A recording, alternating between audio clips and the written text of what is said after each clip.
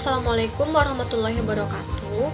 Perkenalkan, nama saya Salsa Ratu Meisya. Saya berasal dari kelompok 9 dengan nomor hadir 35. Kali ini saya akan membahas tentang organisasi. Pertama, apa itu organisasi? Organisasi adalah suatu unit sosial yang terdiri atas organ-organ yang memiliki tugas dan pembagian kerja masing-masing, namun saling berhubung dan berkaitan satu sama lain guna mencapai tujuan tertentu. Selanjutnya itu ada organisasi. Organisasi menggunakan untuk memikirkan organisasi melalui penggunaan metafora. Apa itu metafora? Metafora adalah mesin-mesin organisme, otak, sistem politik, penjara fisik, dan kebudayaan. Di sini ada pembagiannya dua. Pertama, metamorfora organ mesin, yaitu organisasi memiliki bagian-bagian yang menghasilkan produk layanan. Yang kedua, metamorfora organ organisasi. Organisasi tumbuh, bekerja, menyesuaikan diri dengan perubahan lingkungan. Metamorfora juga menyesuaikan diri, berubah, dan bertumpul pada landasan informasi, timbal balik, dan kekuatan logis. Di sini ada tradisi sosiopsikologis. Apa itu tradisi sosiopsikologis? Teori ini cenderung terfokus pada atribut atau karakteristik individu dan kelompok, bukan pada pola komunikasi. Hasil dari tradisi ini tidak terlalu berpengaruh dalam literatur komunikasi saat ini. Tradisi sibernetika. Menurut teori ini, organisasi bukanlah susunan yang terbentuk oleh posisi-posisi tertentu, tetapi oleh aktivitas komunikasi. Lebih pantas diucapkan berorganisasi karena merupakan suatu yang dicapai manusia melalui sebuah proses komunikasi yang berkelanjutan. Selanjutnya ada teori Weber tentang biokrasi. Weber dalam hal ini sangat terkait karena bagaimana manusia bertindak secara rasional untuk meraih tujuan-tujuan mereka dalam menjelaskan proses dalam sebuah yang menghubungkan motivasi dengan hasil sosial. Teori ini tidak banyak menjelaskan tentang komunikasi, tetapi teori ini memberi asumsi yang kuat untuk mempengaruhi gambaran komunikasi dalam berorganisasi. Prinsip tentang teori biokrasi ini adalah otoritas, spesialisasi, tuntutan, atau rules. Teori CEO orientasi. Taylor tentang organisasi. Taylor memulai pemikirannya dengan gagasan bahwa kegiatan berorganisasi terjadi jika dua orang berinteraksi seputar fokus masalah tertentu.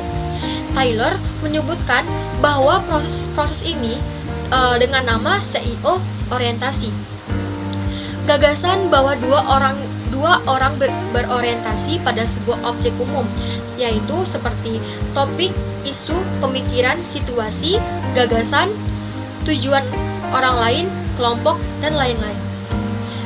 Organisasi terbentuk dalam sebuah proses calling out, interaksi di atas interaksi.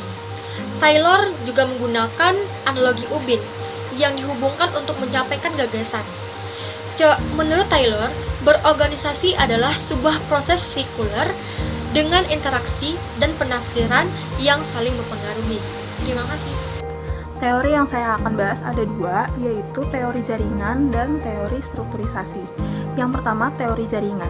Jaringan atau network adalah susunan sosial yang tercipta dari terjadinya komunikasi organisasi atau komunikasi antar individu. Teori jaringan membantu untuk melakukan analisis secara sinkronik dan diakronik. Analisis secara diakronik adalah analisis dengan melihat pengaruh jaringan dalam suatu waktu. Sedangkan analisis diakronik adalah menganalisa bagaimana jaringan dapat berubah seiring berjalannya waktu. Teori yang kedua adalah teori strukturisasi. Seperti yang kita tahu, di bab sebelumnya sudah dibahas, strukturisasi adalah proses akibat yang tidak diharapkan dari tindakan menciptakan aturan, norma, budaya, dan status sosial lain yang mempengaruhi atau membatasi tindakan kita di masa mendatang. Susunan juga merupakan hasil dari terjadinya komunikasi organisasi. Susunan organisasi tercipta ketika anggotanya berkomunikasi dalam 3 metafora tempat, Yang pertama adalah tempat konsepsi, yang biasa terjadi ketika misalnya seseorang ingin terbesit di pikirannya untuk memulai sebuah bisnis. Yang kedua adalah tempat implementasi, atau yang terjadi ketika seseorang tersebut mulai merencanakan ide bisnisnya ke depannya nanti. Yang ketiga adalah tempat penerima. Perkenalkan, nama saya Satrio Aprianto, nomor 36. Saya akan menjelaskan mengenai teori kendali organisasi. Para ahli tertarik dalam cara komunikasi biasa membentuk kendali atas pegawai. Sebenarnya, kendali dinyatakan dalam organisasi dengan 4 cara. Yang pertama, kendali sederhana. Yang kedua, kendali teknis. Dan yang ketiga, kendali birokrasi. Dan yang terakhir, kendali konservatif. Kendali konservatif adalah sejenis disiplin atau paksaan yang mempertahankan susunan dan konsistensi melalui kekuasaan. Dalam kendali konservatif, disiplin diraih dengan menormalkan perilaku, membuat cara-cara tertentu yang berjalan normal dan alami, dan sesuatu yang ingin dilakukan oleh anggota organisasi. Pertama, kendali ini melibatkan metode yang tidak menonjol. Kedua, disiplin dihasilkan secara kolaboratif. Akhirnya, cara kendali yang paling efektif didasarkan pada nilai-nilai yang mendorong anggota organisasi. Hal paling dasar yang mereka perjuangkan. Hal ini meliputi waktu, ruang, pemahaman kerjasama tim, dan sebagainya. Budaya organisasi. Teori-teori tentang budaya organisasi menekankan pada cara-cara manusia membentuk realitas organisasi. John Van Manen dan Stephen Berley menggarisbawahi bidang budaya organisasi. Yang pertama, konteks ekologis. Yang kedua, interaksi diferensial. Dan ketiga, pemahaman kolektif dan bidang individu. Budaya organisasi. Beberapa organisasi yang besar terdiri atas sebuah budaya tunggal. Dalam sebuah masalah, subkultur yang terkait dengan kelompok tertentu akan muncul. Jadi budaya organisasi itu adalah sesuatu yang dihasilkan melalui interaksi sehari-hari dalam organisasi. Pachanowski dan O'Donnell menggarisbawahi beberapa karakteristik penampilan komunikasi. Yang pertama, interaksional. Yang kedua, penampilan bersifat kontekstual. Dan yang ketiga, penampilan adalah peristiwa. Ada beberapa kategori penampilan. Yang pertama, penampilan diciptakan sendiri. Yang kedua, hasrat atau passion. Yang ketiga, sosialitas. Yang keempat, politik organisasi. Dan yang terakhir, enkulturasi. Kali ini saya ingin menjelaskan tentang wacana kecurigaan. Dalam komunikasi organisasi, Dennis Mumby menggunakan kata-kata wacana kecurigaan untuk menyatakan bagaimana makna dan perilaku di permukaan mengaburkan susunan dari konflik dan ketidakleluasaan yang membatasi kemungkinan adanya masyarakat yang demokratis. Lalu dengan kata lain, dari semua wacana-wacana tersebut, maksud dari mencurigakan di sini adalah menurut susunan yang normal dalam organisasi, mencoba memahami susunan yang mendasarinya, dan khususnya hubungan kekuasaan dalam pekerjaan. Selain itu, radis pada manajerialisme dan demokrasi organisasi. This menunjukkan bahwa organisasi kontemporer memberikan keistimewaan pada minat manajerial di atas minat akan identitas, komunitas, dan demokrasi. Dalam hal ini, demokrasi dengan kata lain harus terjadi dalam kegiatan komunikasi sehari-hari, dan dari sinilah perubahan dalam budaya organisasi dimulai.